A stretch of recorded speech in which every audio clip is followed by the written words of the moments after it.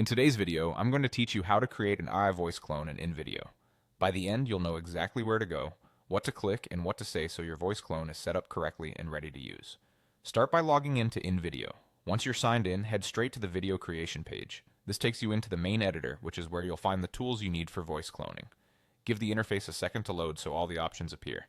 Inside the editor, look for the AI Twins button. It's the section dedicated to voice cloning. Click the AI Twins button to open the voice tools, then select the option labeled Create a Clone Voice.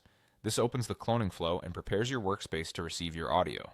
Now it's time to upload your recordings. You'll need at least 30 seconds of your own voice, and you can upload multiple clips to reach that minimum. If you already have recordings on your device, choose them and upload.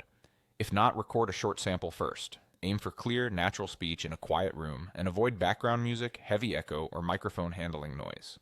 Speak at a steady, conversational pace, and try to include a variety of sounds and sentences so the AI gets a full picture of your voice. There is one crucial line you must include somewhere in your recording. Make sure you say, "I give InVideo AI permission to clone my voice in this workspace." Say it clearly and naturally, just as you would read any other sentence. This explicit permission helps the system verify that you consent to the cloning and that the voice being uploaded is yours. If you're using multiple clips, make sure all of them are your voice and maintain consistent volume and tone.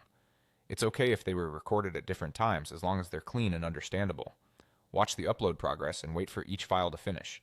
If the tool provides a quick preview, play it back to confirm your audio sounds clean and is easy to understand. Once your clips are uploaded and include the required permission sentence, you're all set.